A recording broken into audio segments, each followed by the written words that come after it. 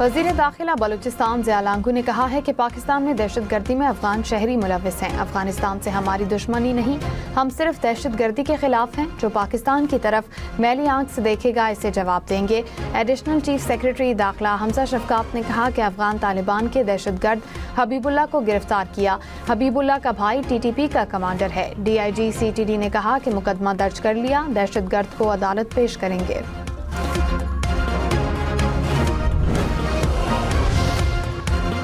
امریکہ کا ایران میں گرنے والے طیارے کے دوسرے افسر کو بھی ریسکیو کرنے کا دعویٰ۔ امریکی صدر ٹرمپ نے کہا کہ امریکی افسر محفوظ اور ٹھیک ہے۔ بہادر سپاہی ایران کے پہاڑوں میں دشمن کی حدود کے اندر موجود تھا۔ امریکی فوج نے تاریخ کا سب سے خطرناک ریسکیو آپریشن کیا۔ افسر کو نکالنے کے لیے درجنوں طیاروں کو ایرانی حدود میں بھیجا گیا۔ کبھی کسی امریکی سپاہی کو میدان میں تنہا نہیں چھوڑیں گے۔ ہمیں ایران پر مکمل فضائی برتری اور غلبہ حاصل ہے۔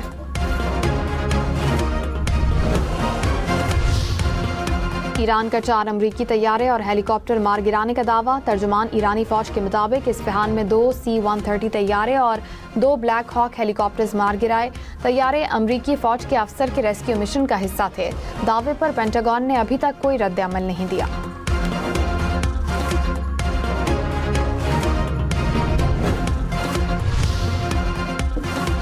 وزیر اعظم شہباز شریف نے کہا ہے کہ مشکل گھڑی میں عوام کو اکیلا نہیں چھوڑ سکتے، عوامی ریلیف کے اقدامات اٹھاتے رہیں گے۔ اشیاء خورنوش کی قیمتوں اور کرایوں میں اضافے کو روکنے کے لیے ٹرکوں اور مسافر بسوں کو سبسڈی دی۔ پیٹرولیم مصنوعات پر سبسڈی کے نفاذ پر پیش رفت کا جائزہ اجلاس۔ وزیر اعظم نے کہا بلوچستان حکومت نے قومی پیکج کے لیے رقم جمع کرا دی، امید ہے باقی صوبے بھی جلد رقوم جمع کرا دیں گے۔ جو لوگ پبلک ٹرانسپورٹ استعمال کرتے ہیں ان کے کرایوں میں اضافہ نہیں ہونا چاہیے۔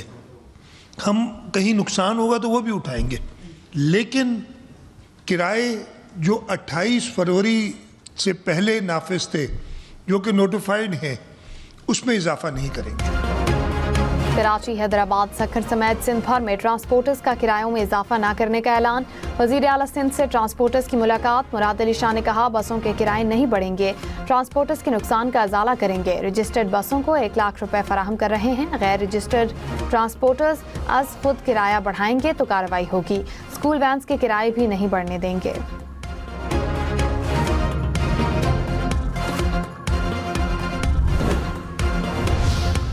وفاقی وزیر آئی ٹی شیزہ فاطمہ نے کہا کوشش ہے متوسط طبقے کو ریلیف فراہم کیا جائے، صرف رجسٹرڈ گاڑیوں کو سبسڈی دی جائے گی، ڈیجیٹل ٹرانسفر کے ذریعے سبسڈی دی جا رہی ہے، بسوں اور ٹرکوں کے کرائے بڑھنے سے روکنے کے لیے سبسڈی دی گئی۔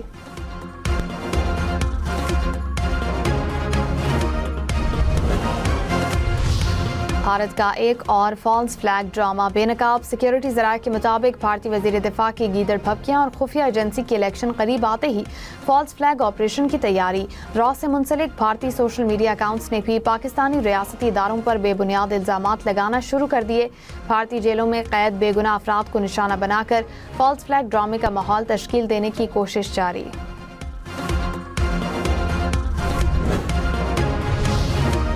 وزیر دفاع خواجہ آصف نے کہا بوکھلاہٹ کا شکار بھارت فالس فلیگ آپریشن کے موڈ میں ہے، بھارت دہشت گردی کا ڈرامہ رچانا چاہ رہا ہے، ہماری ایئر فورس نے بھارت کو بری طرح مارا، بھارت نے پھر کوئی حرکت کی تو اور بری طرح مار کھائے گا۔ پاکستان مشرق وسطی میں کشیدگی کے خاتمے کے لیے صلح کی کوشش کر رہا ہے۔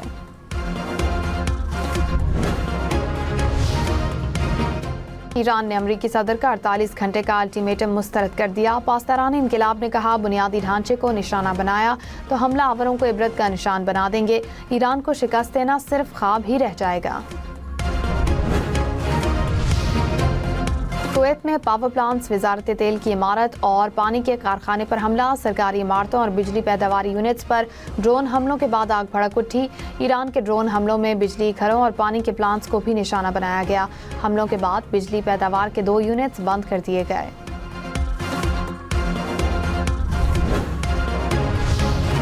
امریکی اور اسرائیلی فوج کے ایران پر حملے، ایران کے پیٹروکیمیکل تنصیبات پر حملے میں 5 افراد شہید، 170 زخمی۔ امریکہ نے ایران کا اسپورٹس کار اسٹیڈیم بھی تباہ کر دیا۔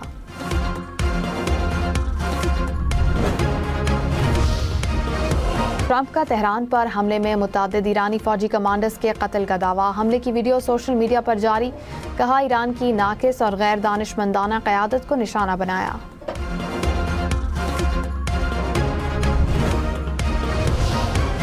نائب وزیر اعظم اسحاق ڈار کا ایرانی وزیر خارجہ سے رابطہ، کشیدگی میں کمی کی ہر ممکن کوششوں کے لیے پاکستان کی حمایت کا اعادہ، مسائل کو مکالمے اور سفارتکاری کے ذریعے حل کرنے کی اہمیت پر زور، دونوں رہنماؤں کا قریبی رابطے میں رہنے پر اتفاق۔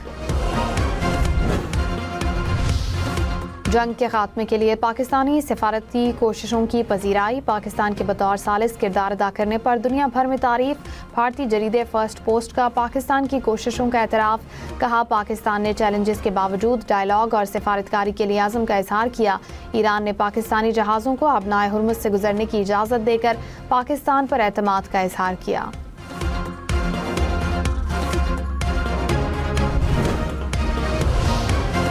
خیبر پختونخوا کی اپوزیشن اور وفاقی وزراء کی بنوں میں شہداء کی نماز جنازہ میں وزیر اعلیٰ سہیل آفریدی کی عدم شرکت پر تنقید، گورنر فیصل کریم کنڈی نے کہا وزیر اعلیٰ کا جنازوں میں شرکت نہ کرنا افسوسناک ہے، اختیار ولی نے کہا سیاسی مفادات کے لیے دیگر صوبوں کے چکر لگانے والا وزیر اعلیٰ عوام کے غم میں شریک نہیں، سمر ہارون بلور نے کہا وزیر اعلیٰ کا رویہ روایات کے خلاف ہے۔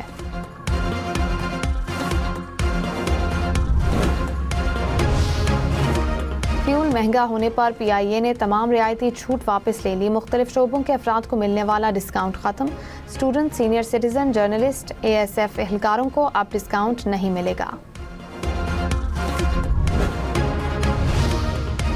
وزیر اطلاعات عطا طاہر نے کہا گنجائش ہوگی تو پیٹرولیم مصنوعات پر ریلیف دیں گے، جو ممکن سہولت ہمارے بس میں ہوگی عوام کو دیں گے۔ وزیر اعظم نے مشکلات کے باوجود عوام کو ریلیف دیا، مشکل حالات میں پیٹرول لیوی میں 80 روپے کی کمی کر دی گئی۔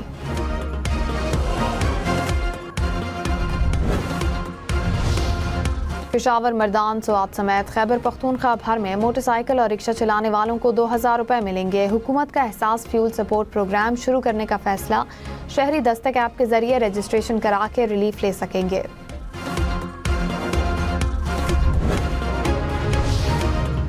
گلگت بلتستان میں کل سے تمام بازار رات 8 بجے بند ہوں گے، انتظامیہ کا اعلان، شادی ہالز اور ہوٹلز میں شادی کی تقریبات رات 10 بجے تک ہوں گی، میڈیکل سٹورز اور فارمیسیز پابندی سے مستثنیٰ ہوں گی۔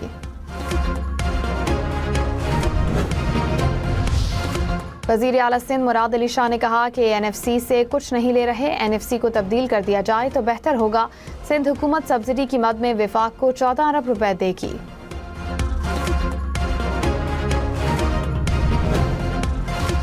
مری میں بارشوں کے باعث لینڈ سلائیڈنگ، جھیکا گلی چوک ری ماڈلنگ پروجیکٹ متاثر، قریبی آبادیوں میں گھروں کی دیواروں اور چھتوں میں شگاف پڑ گئے، درجنوں درخت گر گئے، مساجد میں اعلانات کے ذریعے متاثرہ علاقوں کو فوری خالی کرنے کی ہدایت۔ سینئر وزیر سندھ شرجیل انعام میمن نے کہا بارشوں کے پیش نظر تمام متعلقہ اداروں کو الرٹ کر دیا، شہری علاقوں میں نکاسی آب کے مؤثر انتظامات کو یقینی بنایا جا رہا ہے، فصلوں کے تحفظ کے لیے پیشگی اقدامات کیے جا رہے ہیں، کسانوں کو موسمی صورتحال کے پیش نظر معاونت فراہم کی جا رہی ہے۔ امریکہ کا ایران کے خلاف طویل فاصلے تک مار کرنے والے میزائل استعمال کرنے کا فیصلہ، امریکی جریدے بلومبرگ کا دعویٰ، کہا امریکہ اپنے اسٹیلتھ میزائلوں کا بڑا حصہ استعمال کرنے کی تیاری کر رہا ہے، میزائل بحر الکاہل سے مشرق وسطی اور برطانیہ کے فوجی اڈوں پر منتقل کیے جا رہے ہیں۔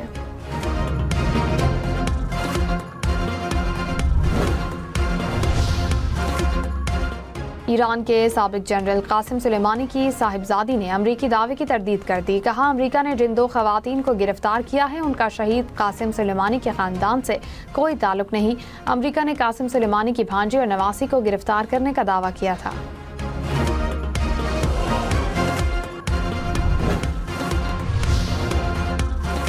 پاکستان سمیت دنیا بھر میں مسیحی برادری ایسٹر منا رہی ہے، وزیر اعظم شہباز شریف کی مسیحی برادری کو ایسٹر کی مبارکباد، کہا ایسٹر رواداری اور بین المذاہب ہم آہنگی کا پیغام ہے، اقلیتوں کے مذہبی حقوق کا تحفظ اولین ترجیح ہے۔ وزیر اعلیٰ پنجاب مریم نواز کی بھی مسیحی برادری کو ایسٹر کی مبارکباد، کہا پنجاب میں اقلیتی برادری کی گرانٹ میں اضافہ کیا گیا، پہلی مرتبہ مائنورٹی کارڈ متعارف کرایا گیا، مستحق خاندانوں کو سماہی 10,500 روپے دیے جا رہے ہیں۔ پوپ لیو نے کہا دنیا بھر میں پھیلے تنازعات پر بے حسی نہ دکھائیں اور امن کے لیے کام کریں۔ ایسٹر کی تقریب سے خطاب میں کہا کہ بد اعتمادی اور خوف نے ہمارے درمیان تعلقات کو جنگ اور ناانصافی سے متاثر کیا۔